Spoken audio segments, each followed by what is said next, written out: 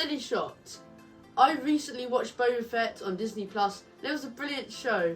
It didn't reach the heights of Mandalorian, and thinking about it, compared to other Disney Plus shows, it probably doesn't even make my top 3. That's not to say it's bad, that just shows how good some other shows are. Be warned, I'm not doing a blow-by-blow review of the plot, but there will be spoilers. In the first few episodes of Boba Fett, we see some flashbacks whilst he's in his Bacta tank. Whilst this may not be the main thing it's about, I actually quite enjoyed those few episodes. In one of the flashbacks, it shows Boba Fett barely escaping from the Starlight Pit, which was a big question for my dad, and showing him meeting up with the Tusken Raiders, although they're not that friendly at first. Over the episodes, it shows them to be a large family who cared about each other. They were honourable, and later was revealed they were nomads of the Tatooine desert. Boba Fett, being like part of the family, was distraught when he found that they were all wiped out, and I kind of was too. I imagine that was just set up so that Boba Fett could become the top man in Mos Espa, but that still hurt. The heist of the spice train was so exciting. They're clambering up the sides, they're fighting on top of the trains, and then eventually getting to the engine and shut it all down. It was just flat out brilliant.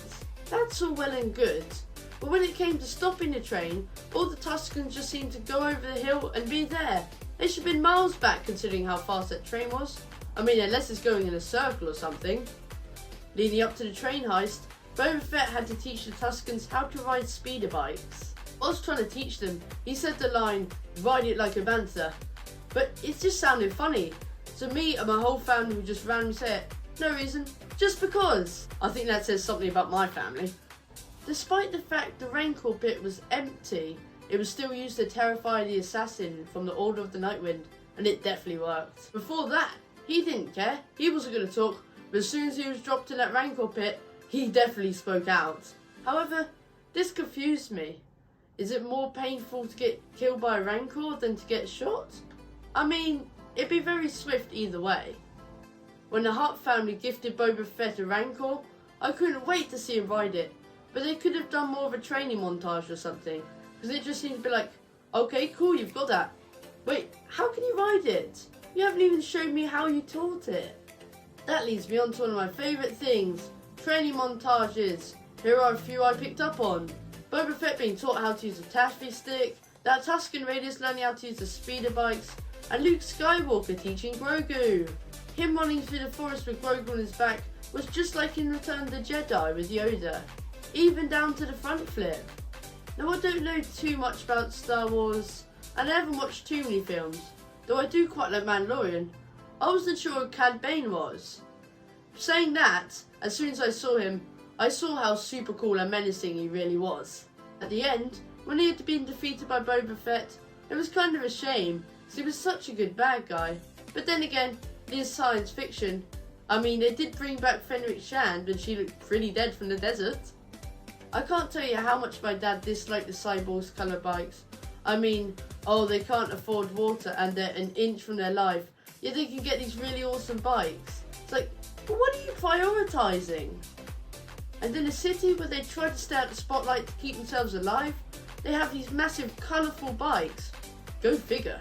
We were halfway into the season and I was starting to get to know these characters when all of a sudden Mandalorian and Grogu butted in. Don't get me wrong, I quite like the Mandalorian and Grogu, but for goodness sake, it's Boba Fett's show. Stop stealing the show.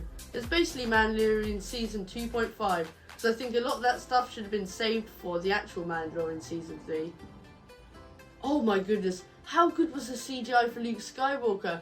I mean, at the end of Mandalorian, it was just a bit like, oh yeah, that's CGI. But in Boba Fett, they absolutely mastered it, they did. Fingers crossed there'll be a behind the scenes program about that. A lot of the story revolves around the syndicates going to war and the people of Freetown trying to rebel. But in the end, it was only like 40 or 50 syndicate soldiers, and by Freetown fighting back, they meant a few people just in a tank. I mean, don't get me wrong, it was super cool, but that definitely wasn't a war. Maybe not even a skirmish. On the other hand, the Scorpionic battle droids were awesome, and these seemingly impenetrable tanks going up against Boba Fett and his Rancor was just a brilliant climax. As I said, I really enjoyed the Book of Boba Fett, had so many awesome moments, and fingers crossed there's a season 2. But if I had to choose between that and Mandalorian season 3, I'm gonna have to choose Mandalorian all the way. So those are my thoughts on Boba Fett. Thanks for watching and steady shot! If you enjoyed the video you just watched, press like and subscribe. It's free and helps me out. Oh, whilst you're still there, if you liked the video, there's more here to choose from. Steady shot, everyone!